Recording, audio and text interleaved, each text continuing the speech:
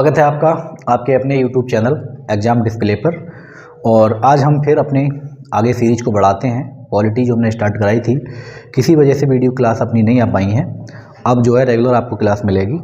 और हमने इससे पिछली वाली क्लास में जो संविधान सभा थी उसके बारे में पूरी चर्चा कर ली थी, लेकिन अब संविधान की आज हम बात करेंगे समितियों की। तो भारतीय संविधान जो सभा थी उसमें कई प्रकार की समितियां थीं और उन समितियों के बारे में आज हम चर्चा करेंगे। तो संविधान की जितनी समिति हैं वो दो प्रकार से बटी हुई हैं, एक बड़ी समिति है और एक छोटी समितियां हैं। तो आज हम बात करेंगे पहले बड़ी समितियों के बारे में, उसके बाद छोटी समिति देखेंगे और इन समितियों के जो भी अध्यक्ष हैं और इन समितियों के जो भी काम हैं इनके बारे में हम चर्चा करेंगे। तो हमने इनको पहले से ही लिख रखा है ताकि आपका टाइम वेस्ट ना हो और जो पॉइंट की बात है वो हम इसमें बताते चलेंगे। देखें ध्यान से, सबसे मोस्ट इम्पोर्टेंट जो समिति थी इसके अंदर वो है प्रारूप समिति। इस प्रारूप समिति के जो अध्यक्ष थे वो इनके अध्यक्ष जो भी हैं वो हम इनके सामने लिखते रहेंगे। तो इनके अध्यक्ष हैं डॉक्टर भीमराव अंबेडकर। अब छोटी समिति हम बाद में डिस्कस करेंगे, पहले इनके अध्यक्ष और इनके बारे में हम लिख लें। तो जो प्रारूप समिति है इनके अध्यक्ष हैं डॉक्टर भीमराव अंबेडकर। अच्छा, इस समिति से जो क्वेश्चन बनते हैं, इस समिति के और भी नाम हैं। और कौन कौन से नाम हैं? इसको हम पांडुलेखन समिति भी बोलते हैं। तो कहीं अगर क्वेश्चन आ जाए इसका और, तो आप इसका नाम एक ध्यान रखेंगे, पांडुलेखन समिति, क्योंकि ये अलग अलग नामों से एग्जाम में प्रकट होती रहती है, तो आप इसका ध्यान रखेंगे। इसी को हम ड्राफ्टिंग कमेटी भी बोलते हैं और इसके जो अध्यक्ष हैं डॉक्टर भीमराव अंबेडकर हैं। इसमें जो सदस्य हैं टोटल 6 सदस्य और हैं और एक डॉक्टर भीमराव अंबेडकर हैं। तो टोटल अगर सदस्यों की संख्या पूछी जाएगी तो 6 + 1 यानी कि 7 इसके अंदर टोटल मेंबर हैं। अभी हम इसकी विस्तार से चर्चा करेंगे। अगला है हमारे पास संघ शक्ति समिति। संघ शक्ति समिति के जो अध्यक्ष हैं ये हैं पंडित जवाहरलाल नेहरू। पंडित जवाहरलाल नेहरू भारत के अपने पहले प्रधानमंत्री बनेंगे अभी ये, पंडित जवाहरलाल नेहरू, ठीक, इनको हमें ध्यान रखना है। और ये जो अध्यक्ष हैं ये हैं संघ शक्ति समिति के। अगली हमारे पास जो समिति है वो है संघीय संविधान समिति। और जो संघीय संविधान समिति है इसके अध्यक्ष भी पंडित जवाहरलाल नेहरू हैं, इनको भी हमें ध्यान रखना है, पंडित जवाहरलाल नेहरू। उसके बाद आता है राज्यों के लिए समिति। तो एक राज्यों के लिए समिति भी है और राज्यों के लिए समिति से मतलब जो राज्य अपने उस समय हैं उनके बारे में जो भी बात चर्चा चलेगी उसके लिए हमारे संविधान सभा में एक समिति बनी हुई है और इसके अध्यक्ष भी कोई और नहीं है, यही हैं अपने पंडित जवाहरलाल नेहरू। तो पंडित जवाहरलाल नेहरू 3 समितियों के जो बड़ी समितियां हैं उनके अध्यक्ष हैं। अब हम बात करेंगे प्रांतीय संविधान समिति। जो प्रांतीय संविधान समिति है इनके जो अध्यक्ष हैं ये हैं सरदार वल्लभ भाई पटेल। सरदार वल्लभ भाई पटेल आप जानते ही हैं, ये भारत के पहले उप प्रधानमंत्री हैं और उप प्रधानमंत्री से मतलब जैसे आज गृह मंत्री। तो अगर क्वेश्चन कहीं भी आता है कि भारत के पहले उप प्रधानमंत्री कौन है, तब भी आपको सरदार वल्लभ भाई पटेल लगाना है, और अगर कहीं पहले गृह मंत्री पूछ लिए जाएं तब भी आपको वल्लभ भाई पटेल ही लगाना है। और ये इनका जो राज्य है अपने पूरे छोटे छोटे रियासतों में अपना देश बटा हुआ था, तो उस समय उन रियासतों को मिलाने में जो सरदार वल्लभ भाई पटेल है इनकी बहुत बड़ी भूमिका रही है। इसीलिए इन्हीं के नाम से और इन्हीं की एक मूर्ति बनाई गई है गुजरात में, जैसे आप लोग जानते ही हैं कि स्टैचू ऑफ यूनिटी यानी एकता की मूर्ति, इसीलिए इनके नाम से वो एकता की मूर्ति बनी है, स्टैचू ऑफ यूनिटी। और इनका जो जन्म दिवस 31 अक्टूबर को आता है, इन्हीं के जन्म दिवस पे भारत में एकता दिवस मनाया जाता है, थोड़ा ध्यान रखेंगे। तो ये हो गए सरदार वल्लभ भाई पटेल, इसके अध्यक्ष हो गए। अगली समिति हम देखेंगे कौन है। अगली समिति है हमारे पास संचालन समिति, मोस्ट इम्पोर्टेंट समिति है। और संचालन समिति के जो अध्यक्ष हैं ये हैं डॉक्टर राजेंद्र प्रसाद। डॉक्टर राजेंद्र प्रसाद संविधान सभा के स्थायी अध्यक्ष भी हैं और हमारे भारत के पहले राष्ट्रपति बनेंगे। और ये एकमात्र ऐसे राष्ट्रपति होंगे जो लगातार 2 बार राष्ट्रपति बनेंगे। इनके अलावा कोई भी भारत में अभी तक ऐसे राष्ट्रपति नहीं हुए हैं जिन्होंने लगातार अपने 2 कार्यकाल 5-5 वर्ष के पूरे किए हों। तो ये हो गए इनके डॉक्टर राजेंद्र प्रसाद। अगला है हमारे पास मौलिक अधिकार, अल्पसंख्यक और जनजातियों के लिए सलाहकार समिति, परामर्श समिति है। और इसके जो अध्यक्ष हैं ये हैं सरदार वल्लभ भाई पटेल, सरदार वल्लभ भाई पटेल। अब इसके बारे में थोड़ी सी आप बात हम करेंगे अभी यहाँ पे। ये जो समिति है मौलिक अधिकार अल्पसंख्यक और जनजातियों के लिए सलाहकार समिति, इस समिति के अंदर 5 उप समितियाँ भी हैं। कितनी समिति हैं यहीं पे लिख ले रहे इसको ताकि ये याद रह जाए। इसके लिए 5 उप समितियाँ बनाई गई हैं और उन उप समिति में 5 उप समितियों में आपको 2 उप समिति मोस्टली इम्पोर्टेंट हैं जो कि याद रखना पड़ेंगी। पहली है मौलिक अधिकार उप समिति। तो जो मौलिक अधिकार उप समिति है इनके जो अध्यक्ष होंगे, अब ध्यान रखना है अगर अधिकार उप समिति पूछा है तब आपको इनके अध्यक्ष चेंज हो जाएंगे। तो मौलिक अधिकार उप समिति के जो अध्यक्ष होंगे ये होंगे जे.बी. कृपलानी, जे.बी. कृपलानी। और एक उप समिति हमें और याद रखनी है, जो रखनी है अल्पसंख्यक उप समिति। ठीक, अल्पसंख्यक उप समिति। और इनके जो अध्यक्ष बनेंगे ये बनेंगे H.C. मुखर्जी। तो ये 2 उप समितियाँ आपको ध्यान रखनी है, मुखर्जी। ठीक, तो ये हमारे पास संविधान में ये बड़ी समितियाँ थीं। सबसे इम्पोर्टेंट प्रारूप समिति, अभी हम इसकी डिटेल में चर्चा करेंगे इसमें क्या क्या चीज़ थी। और संघ शक्ति समिति, पंडित जवाहरलाल नेहरू इसके अध्यक्ष हैं। और संघीय संविधान समिति, पंडित जवाहरलाल नेहरू इसके अध्यक्ष हैं। राज्यों के लिए समिति, पंडित जवाहरलाल नेहरू हैं। प्रांतीय संविधान समिति सरदार वल्लभ भाई पटेल हैं। संचालन समिति डॉक्टर राजेंद्र प्रसाद हैं। और मौलिक अधिकार अल्पसंख्यक जनजातियों के लिए सलाहकार समिति, अगर समिति है तब तो आप इनके अध्यक्ष सरदार वल्लभ भाई पटेल लगाते। और अगर इसमें से कोई भी उप समिति पूछ ली जाए, जैसे मौलिक अधिकार उप समिति तो आप जे.बी. कृपलानी, और अल्पसंख्यक उप समिति तब आप H.C. मुखर्जी लगाएंगे। उसके साथ साथ आपको ध्यान रखना है प्रक्रिया नियम समिति। जो प्रक्रिया नियम समिति है इसके अध्यक्ष हैं डॉक्टर राजेंद्र प्रसाद। तो ये सारे समिति जो बड़ी समितियां हैं तो इनके हमने अध्यक्ष जान लिए। अब साथ में आपको ध्यान रखना है ये जो है संचालन समिति, इसके अध्यक्ष जो हैं आपने देखे डॉक्टर राजेंद्र प्रसाद हैं। लेकिन अगर इसी संचालन समिति के आगे हम जोड़ दें कार्य संचालन समिति, तो ये एक छोटी उप समिति है जो हमने यहाँ पर बनाया है, ये इसमें पहुँच जाएगी। और कार्य संचालन जो समिति होगी इसके अध्यक्ष हो जाएंगे के.एम. मुंशी। तो इनको भी हमें बहुत ध्यान रखना है, इस पर क्वेश्चन कई बार आते हैं। कन्फ्यूजन के तौर पे हम डॉक्टर राजेंद्र प्रसाद को टिक करते हैं जो कि हमारा आंसर गलत हो जाता है। अगर कार्य लगा दिया जाए तब इसके अध्यक्ष डॉक्टर राजेंद्र प्रसाद नहीं बल्कि के.एम. मुंशी हो जाएंगे। ठीक, तो ये हमारे पास समितियों की बात थी। अब हम बात करेंगे इसके अंदर सबसे पहले प्रारूप समिति के बारे में कि प्रारूप समिति में कौन कौन है और कैसे कैसे इसको बनी, कब इसका गठन हुआ, कब इसने अपनी रिपोर्ट पेश करी, ये सारी चीज़ें हम इसके अंदर देखते हैं। अब हम बात करेंगे इसमें एक मोस्ट इम्पोर्टेंट समिति जिसका नाम है प्रारूप समिति। इसी समिति को हम ड्राफ्टिंग कमेटी के नाम से भी जानते हैं और इसी का नाम हमने अभी आपको बताया था कि पांडुलेखन समिति। और एक नाम इसका और है जिसको हम मसौदा समिति भी कहते हैं।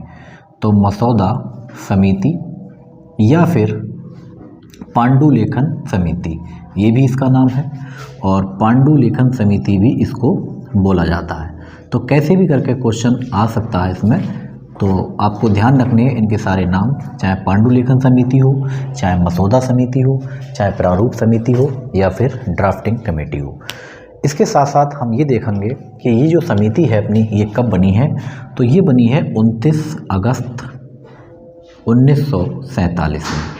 ठीक, इसको हमें ध्यान रखना है कि इस समिति को कब बनाया गया है, 29 अगस्त 1947 को, यानी कि आज़ादी के बाद में। अब इसमें टोटल कितने लोग हैं आप यहाँ देख ही रहे हैं। एक डॉक्टर भीमराव अंबेडकर हैं, एक एन गोपालास्वामी अय्यर है अयंगर, और अल्लादी कृष्णा स्वामी अय्यर, डॉक्टर के.एम. मुंशी, सैयद मोहम्मद सादुल्ला और एन माधवराय और टी.टी. कृष्णामाचारी। तो 1 2 3 4 5 6 और ये 7। तो इसमें अगर आपसे पूछा जाए कि कुल सदस्य कितने हैं, तो जो कुल सदस्य हैं इसके अंदर वो हो जाएंगे अपने पास 7। ठीक, और 7 में कैसे हैं, एक इसमें अध्यक्ष हैं और 6 अन्य सदस्य हैं, इसको भी हमें ध्यान रखना है। तो अध्यक्ष कौन है, अध्यक्ष हैं इसके डॉक्टर भीमराव अंबेडकर। तो जो डॉक्टर भीमराव अंबेडकर हैं ये इस समिति के अध्यक्ष होंगे और बाकी जो लोग हैं वो इसके सदस्य होंगे। ठीक, अब हम इनके नाम, जो हमसे क्वेश्चन पूछा जाता है वो इनके नाम पे क्वेश्चन पूछा जाता है कि कौन से प्रारूप समिति में सदस्य नहीं थे या कौन इनमें से प्रारूप समिति के सदस्य थे। तो हम इनको आपको याद करने का एक बेहतरीन तरीका बता रहे हैं। अगर आप उस चीज़ को समझ पाए तो आप कभी इस क्वेश्चन को गलत नहीं करेंगे। देखें ध्यान से, बहुत गौर से समझने वाली बात है। इसमें जितने भी लोग हैं, चाहे डॉक्टर भीमराव अंबेडकर आप ले लें, गोपाला स्वामी अयंगर ले लें, अल्लादी कृष्णा स्वामी अय्यर ले लें, डॉक्टर के.एम. मुंशी ले लें, मोहम्मद सादुल्ला, माधवराव और टी.टी. कृष्णामाचारी। अच्छा, इसको बताने से पहले आपको दो चीज़ यहाँ ध्यान रखनी है। यहाँ दो नाम और भी लिखे हुए हैं, एक बी.एल. मित्र लिखे हैं और एक डी.पी. खेतान लिखे हैं। तो ये जो हैं एन माधव राय, ये बी.एल. मित्र की जगह पे लिए गए हैं। इसका मतलब जब प्रारूप समिति बनी थी उस समय ये एन माधव राय इसमें नहीं थे, बल्कि कौन थे? बी.एल. मित्र थे। अच्छा, जब बी.एल. मित्र थे तो ये कहाँ चले गए? इन्होंने अपना इस्तीफा दे दिया था, त्यागपत्र दे दिया था। इनकी बीमारी के वजह से, कोई आश्वस्त थे ये, तो बीमारी की वजह से इन्होंने अपना इस्तीफा दे दिया, वजह से इस्तीफा दे दिया था, त्यागपत्र। ठीक, तो आपको ध्यान रखना है कि क्वेश्चन ये बन जाते हैं कि कौन से सदस्य ऐसे थे जिन्होंने अपना त्यागपत्र दिया था, तो वो है बी.एल. मित्र। दूसरा हमें नाम यहाँ देखने को मिलता है डी.पी. खेतान। तो डी.पी. खेतान जो हैं, इनकी मृत्यु हो गई थी, तो इस वजह से इनकी मृत्यु जब हो गई तो ये जगह खाली हो जाएगी यहाँ से, और इनकी जगह पे टी.टी. कृष्णामाचारी लिए गए थे। तो आपको ये दोनों बातें ध्यान रखनी है। क्वेश्चन ये बहुत आता है कि किस सदस्य की मृत्यु हो गई थी, तो आप नाम याद रखेंगे डी.पी. खेतान की, और किस सदस्य ने अपनी बीमारी के कारण या स्वास्थ्य के कारण इन्होंने इस्तीफा दे दिया था, तो वो हैं डॉक्टर बी.एल. मित्र। इनकी जगह कौन आए हैं? एन माधव राय, और इनकी जगह आए हैं टी.टी. कृष्णामाचारी। ठीक, अब बात हो रही है कि हम इनको याद कैसे करें। देखें ध्यान से, प्रारूप समिति में जितने भी लोग हैं, अगर आप इनको गौर से देखेंगे तो कहीं ना कहीं आपको श्री कृष्ण जी के नामों के बारे में इनकी जानकारी मिलती है। देखें, श्री कृष्ण के नाम आप जानते ही हैं। श्री कृष्ण जी को कृष्ण भी कहते हैं, माधव भी कहते हैं, और भी बहुत सारे नाम हैं उनके, कन्हैया भी इनको कहते हैं। लेकिन हमारे जो इसमें यहाँ पे काम के हैं वो सारे नाम कृष्ण जी के इसके अंदर मौजूद हैं। कैसे? ध्यान से देखें। अगर बात करी जाए टी.टी. कृष्णामाचारी, तो बिल्कुल इनके नाम में साफ कृष्ण लिखा हुआ है, तो यानी ये भी इसके सदस्य हो गए। आप अगर जानते हो कृष्ण जी का नाम माधव भी है, तो यहाँ पे साफ साफ लिखा है कि माधव, तो ये भी कृष्ण जी का नाम है। अच्छा, अभी थोड़ी देर को सादुल्लाह को छोड़ दिया जाए। के.एम. मुंशी, ये लिखा है डॉक्टर के.एम. मुंशी। अगर के.एम. मुंशी का हम पूरा नाम देखते हैं तो इनका पूरा नाम है डॉक्टर के.एम. मुंशी। मणिक, क्या कर दिया जाए,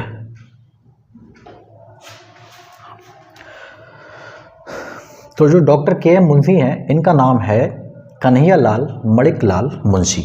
तो जो के है, इस के का नाम ही क्या है? कन्हैया। तो कन्हैया आप जानते ही हैं, कृष्ण जी का नाम भी कन्हैया है, तो इसका मतलब इनके नाम में भी कृष्ण जी छुपे हुए हैं। अगला नाम अगर देखा जाए कृष्णा स्वामी अय्यर, इसमें साफ बिल्कुल कृष्ण जी नज़र आपको आ ही रहे हैं, तो यहाँ भी कृष्ण जी का नाम है। गोपाला, आप जानते हैं कृष्ण जी को गोपाल के नाम से भी जानते हैं, तो यहाँ पे गोपाल आपको नजर आएगा। ये सारे ही नाम कृष्ण जी के हैं, और साथ में आप दो नाम और याद कर सकते हैं, डॉक्टर भीमराव अंबेडकर और एक मोहम्मद सादुल्ला। इनमें कृष्ण जी के नाम नहीं नज़र आ रहे हैं, लेकिन सादुल्ला अल्लाह से आप इसको याद रख सकते हैं। तो कुल मिलाकर बात ये है, जितने भी इसके अंदर नाम हैं वो सब के सब कृष्ण जी के ही नाम हैं, और जो नाम कृष्ण जी के नाम से नहीं मैच करते थे वो यहाँ पे नहीं थे। बी.एल. मित्र में इसमें कृष्ण जी का नाम नहीं आया, ये इसलिए यहाँ से चले गए। डी.पी. खेतान, इसमें भी कृष्ण जी का नाम नहीं है, तो ये भी यहाँ पे नहीं है। तो ये केवल और केवल इसका मकसद सिर्फ इसलिए बताया है जिससे आप इनको याद रख पाएँ, क्योंकि असल में यह नाम हमें याद नहीं होते हैं और हम रटते रहते हैं, तो इस चीज़ से आपको उम्मीद है कि आप इनको याद रख पाते हैं। अब इस समिति का काम क्या था? इस समिति का काम था जो हमारे संविधान का प्रारूप था उस पर विचार करना। तो विचार करने के लिए ये मोस्ट इम्पोर्टेंट समिति है। अब देखें इसने क्या क्या काम करे, कैसे कैसे काम करे। देखें, इन्होंने जो समिति ने पहला अपना प्रारूप दिया था, ये दिया था फरवरी 1948 में, फरवरी 1948 में। ठीक, पहला प्रारूप, ध्यान रखना है इसको, बहुत इंपॉर्टेंट चीज़ें हैं ये। पहला प्रारूप दिया फरवरी 1948 में। तो यहाँ से भी क्वेश्चन बनता है कि पहला प्रारूप संविधान सभा ने प्रारूप समिति ने कब दिया, तो आप याद रखेंगे फरवरी 1948 को। इस प्रारूप को पढ़ने के बाद में जो भी आप इसके अंदर संशोधन चाहते हैं, कोई सलाह देना चाहते हैं, तो उसके लिए 6 महीने का टाइम दिया गया। तो इसमें 6 महीने के लिए 6 माह तक या 6 माह का समय दिया गया था कि आप जनता से इसके अंदर जो भारत की अपनी जनता है, इसमें सबसे भागा गया था कि आपने कोई सलाह देना चाहते हैं या किसी प्रकार कोई संशोधन चाहते हैं, तब आप इसके अंदर दे सकते हैं। और 6 महीने के बाद में दूसरा जो प्रारूप होगा वो होगा अक्टूबर 1948 में ये दूसरा प्रारूप इस प्रारूप समिति ने दिया। तो ये सारी चीज़ें हमें ध्यान रखनी है। तो ये मोस्ट इम्पोर्टेंट समिति इसलिए है क्योंकि इसमें बहुत ज़्यादा काम है, और काम ये है कि पूरे जो संविधान है उसके प्रारूप को बताना है, उस पर चर्चा करनी है, उस पर विचार करना है, और अगर किसी प्रकार की कोई भी संशोधन है, रद्दोबदल है या कोई चीज़ ऐड करनी है तो वो सारी चीज़ें यहीं पर करी जाएंगी। इसमें अच्छी बात यह है, लोगों से भी प्रारूप मांगा है, और जो संविधान सभा के जितने मेंबर थे उन लोगों से भी इसके अंदर अगर कोई आप चेंज कराना चाहते हैं, संशोधन कराना चाहते हैं, तो उसके लिए भी यहाँ पे इनको समय दिया गया। तो इस टाइप से ये अपनी प्रारूप समिति हो गई। और आप इसको ध्यान रखेंगे, इसमें सबसे ज़्यादा क्वेश्चन बनते हैं कि इसमें कौन इसके अध्यक्ष हैं और कौन इसके सदस्य हैं और कौन सदस्य नहीं हैं। और अब हम बात करेंगे अपनी संविधान सभा की जो इम्पोर्टेंट फैक्ट हैं, इम्पोर्टेंट चीज़ें हैं, कुछ डेटे हैं और कुछ आंकड़े हैं, उन चीज़ों को हम समझेंगे। संविधान सभा ने हमारा जो संविधान है वो 26 नवंबर 1949 को बना लिया। यानी 26 नवंबर 1949 को हमारा संविधान बनकर तैयार हुआ। तो हमें इसको भी ध्यान रखना है कि हमारा संविधान बनकर तैयार कब हुआ है, तो आपको डेट याद रखनी है 26 नवंबर 1949। और इसी 26 नवंबर 1949 को 15+1 आर्टिकल लागू कर दिए गए। ये ध्यान रखना है, इतने आर्टिकल लागू किए गए हैं, इसको आपको ध्यान रखना है, ठीक। यानी हम ये कह सकते हैं कि हमारा जो संविधान है भारत का, ये आंशिक रूप से लागू किया गया है 26 नवंबर 1949 को। लेकिन अगर आपसे ये पूछ लिया जाए कि संविधान जो है पूर्ण रूप से लागू कब हुआ है, तो 26 जनवरी 1950 को।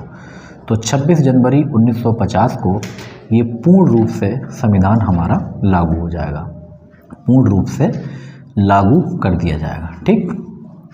और जब पूर्ण रूप से लागू हो जाएगा तो इसी दिन हमारा जो भारत है यहाँ पे गणतंत्र घोषित हो जाएगा, गणतंत्र, ठीक। यहीं से हम गणतंत्र दिवस अपना मनाना शुरू करते हैं।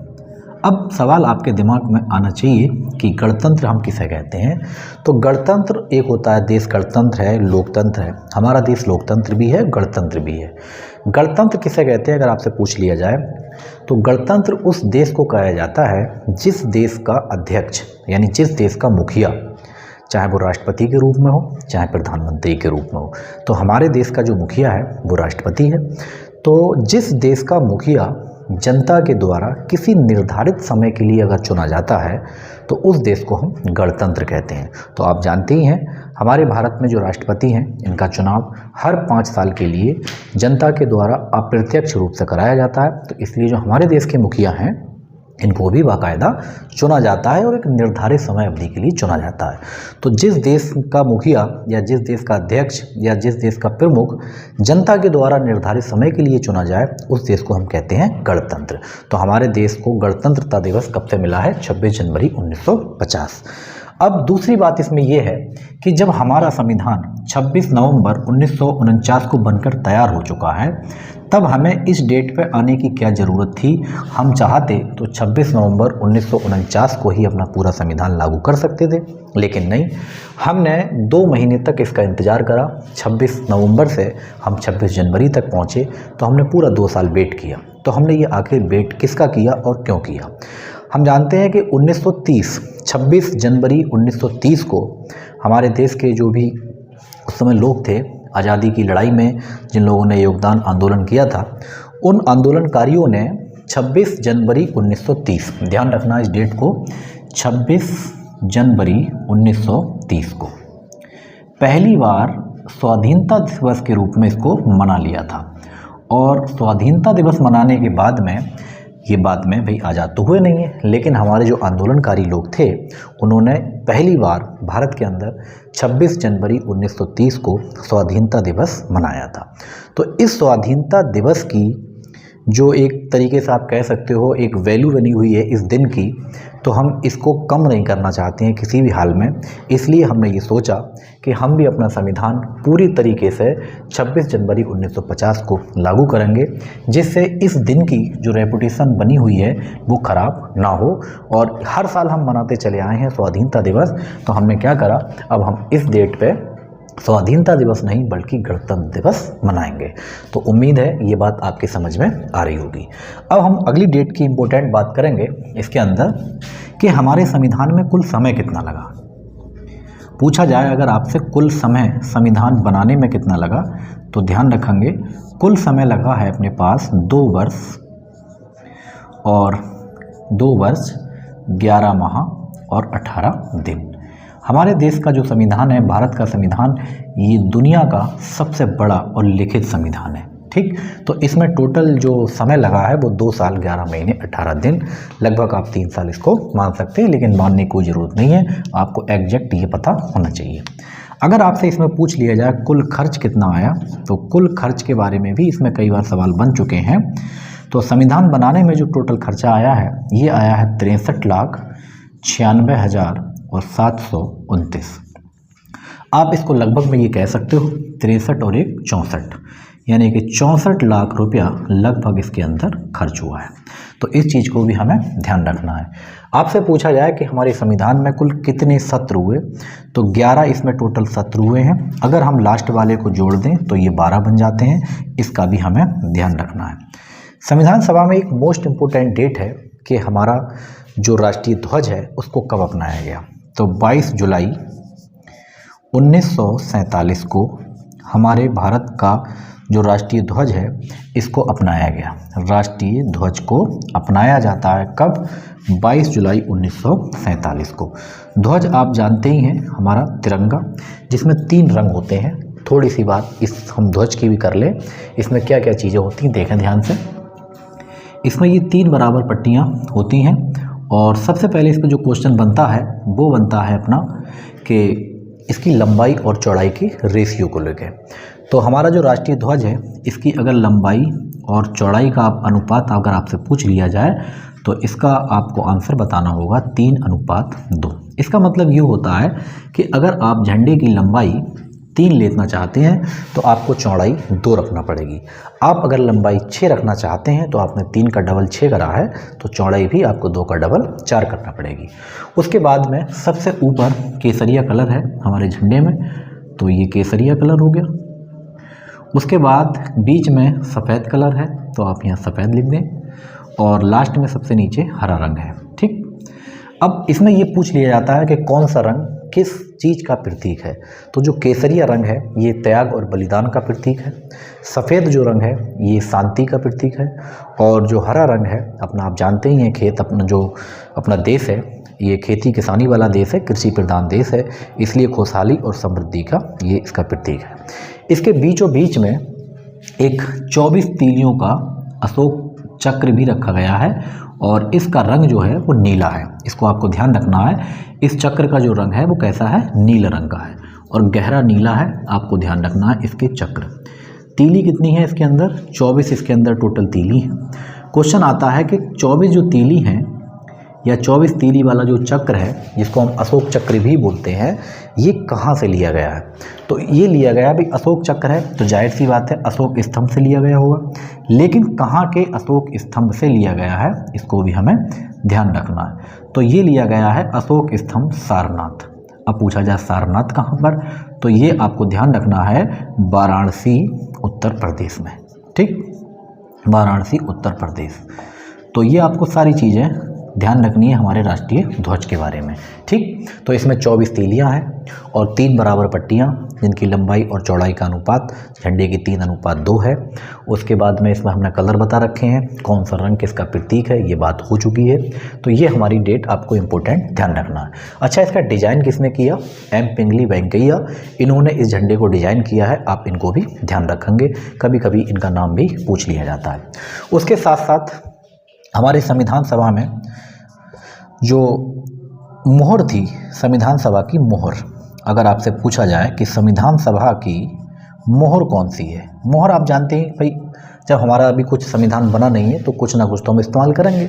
तो जो संविधान सभा की मोहर थी, इसको हम हाथी की एक मोहर थी इसके रूप में प्रयोग करते थे। ठीक, तो ये सारी इंपॉर्टेंट चीज़ें हैं, इनको हम ध्यान रखेंगे। इनसे कई बार क्वेश्चन बनते हैं एग्जाम में और हमें इनके जवाब कभी कभी नहीं पता होते हैं। तो ये सारी चीज़ें आप नोट डाउन कर लें, हम आपको ये लिखा रहे हैं, आप अपने हिसाब से इसको बढ़िया करके नोट्स में सेट कर लें बढ़िया तरीके से। आगे बढ़ते हैं, इसमें और भी चीज़ें हमारे पास रह गई हैं। अगर आपसे पूछा जाए कि भारतीय संविधान में राष्ट्रीय गान क्या है, तो आप जानते ही हैं जन गण मन, हमारा जो राष्ट्रीय गान है जन गण मन। तो राष्ट्रीय गान के रूप में जन गण मन को लिया गया राष्ट्रीय गान। और राष्ट्रीय गान के बारे में थोड़ी सी चर्चा यहाँ करना जरूरी है। इसको लिखा है डॉक्टर रविंद्रनाथ टैगोर ने। ठीक, और ये ध्यान आपको ये रखना है कि रविंद्रनाथ टैगोर को भारत के एक ऐसे एकमात्र व्यक्ति हैं, बल्कि भारत क्यों कहा जाए, एशिया अगर कह दिया जाए तो कोई बुराई वाली बात नहीं है। एशिया के एकमात्र ऐसे पहले व्यक्ति हैं जिनको नोबेल पुरस्कार मिला है, और इनको नोबेल पुरस्कार मिला है, ये मिला है साहित्य के अंदर, इसको भी हमें ध्यान रखना है। और रविंद्रनाथ टैगोर ऐसे एक व्यक्ति हैं जिन्होंने भारत का राष्ट्रीय गान तो लिखा, उसके साथ साथ में बांग्लादेश का भी राष्ट्रीय गान इन्होंने ही लिखा है। तो ये है हमारा जन गण मन राष्ट्रीय गान। इसको पूरा करने के लिए हमारे पास एक समय निर्धारित करा गया है 52 सेकंड का, लेकिन अगर आप इसको संक्षेप में पढ़ना चाहते हैं तो संक्षेप में आप इसको 20 सेकंड के अंदर पढ़ सकते हैं। ठीक, तो ये सारी चीज़ें हमें ध्यान रखनी है। अगर आप पूरी तरीके से पढ़ना चाहते हैं तो 52 सेकंड इसके लिए समय निर्धारित है, और अगर आप संक्षेप में पढ़ना चाहते हैं तो इसके लिए 20 सेकंड का समय निर्धारित है। अगर हम यहीं पर राष्ट्रीय गीत की बात कर लें तो राष्ट्रीय गीत आप जानते ही हैं, राष्ट्रीय गीत कौन सा है भाई, सबको पता होना चाहिए, वंदे मातरम। तो वंदे मातरम भारत का राष्ट्रीय गीत है, यहाँ पे इसको लिख दें वंदे मातरम। ठीक, और वंदे मातरम आप जानते हैं इनके रचयिता बंकिम चंद्र चटर्जी हैं, बंकिम चंद्र चटर्जी। क्वेश्चन आता है कि बंकिम चंद्र चटर्जी के द्वारा जो लिखा गया वंदे मातरम यानी भारत का राष्ट्रीय गीत है, ये किस उपन्यास से लिया गया है? तो आपको यहाँ उपन्यास का भी ध्यान रखना है। ये आनंद मठ नामक एक उपन्यास है, आनंद मठ। तो उस आनंद मठ यानी इस उपन्यास से लिया गया आनंद मठ। क्वेश्चन ये भी आपसे पूछा जा सकता है कि ये आनंद मठ जो है उपन्यास, ये किस विद्रोह के दौरान लिखा गया?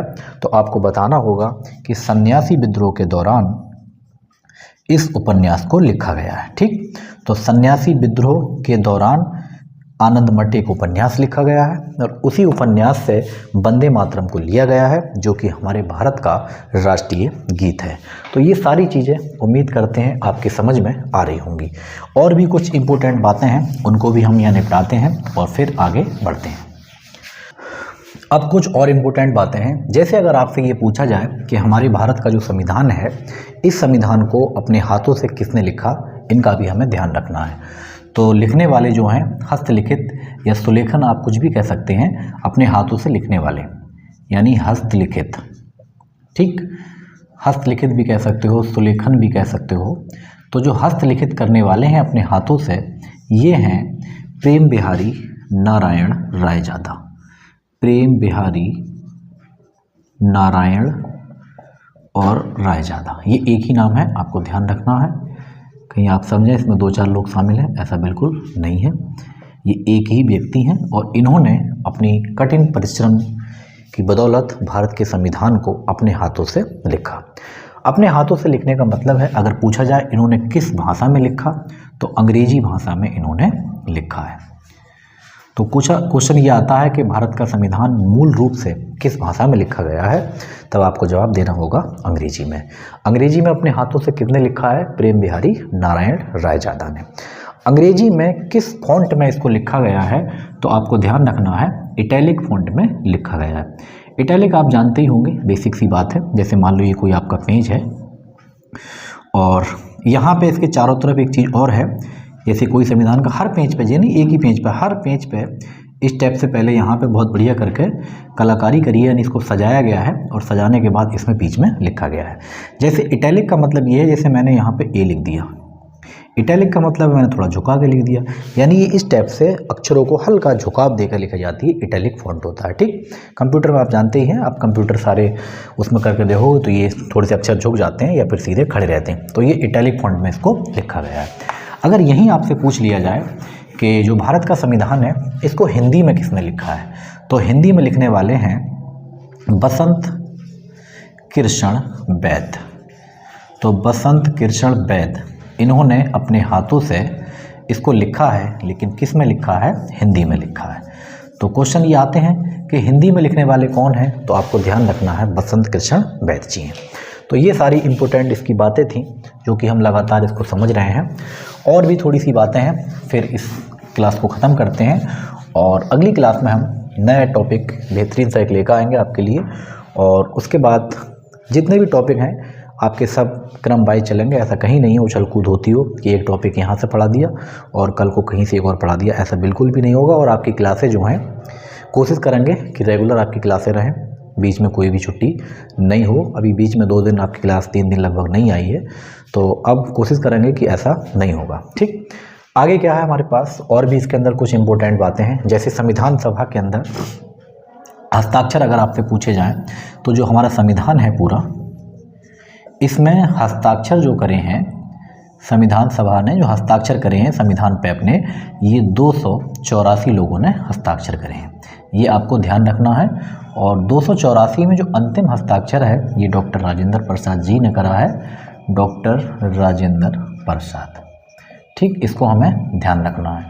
अब अगर आपसे ये पूछ लिया जाए कि अंतिम हस्ताक्षर हो गए, संविधान हमारा लागू हो गया, उसके बाद क्या होगा? जो संविधान सभा थी भंग कर दी जाएगी और संविधान सभा को जो संसद है उसके रूप में उसको बदल दिया जाएगा। अब 1951 और 52 में आम चुनाव होंगे और आम चुनावों के बाद बाकायदा अपनी सरकार चलेगी। तो अब आपके दिमाग में एक बात आनी चाहिए कि अभी तक कोई चुनाव नहीं हुआ है, लेकिन 51 और 52 में चुनाव होना है, लेकिन हमारे भारत के राष्ट्रपति पहले ही बना दिए गए हैं, प्रधानमंत्री पंडित जवाहरलाल नेहरू बना दिए गए हैं। तो ये कौन सी सरकारों में काम करना है? तो इसके लिए एक नाम है अंतरिम सरकार। तो कल हम अंतरिम सरकार पर चर्चा करेंगे, अंतरिम सरकार क्या थी और कैसे अंतरिम सरकार का काम हुआ, कौन कौन इसमें मंत्री थे और कौन किस विभाग का मंत्री था, ये सारी बातें हम करेंगे कल। और कल अपना चैप्टर डलेगा अंतरिम सरकार। ठीक, बिल्कुल आप सुकून के साथ इसको समझेंगे कि अंतरिम सरकार क्या है और इसमें कैसे कैसे काम, किस व्यक्ति को कौन सा विभाग और किस मंत्री के क्या क्या काम थे। तो मिलते हैं आपसे अगली वीडियो में। Thank you.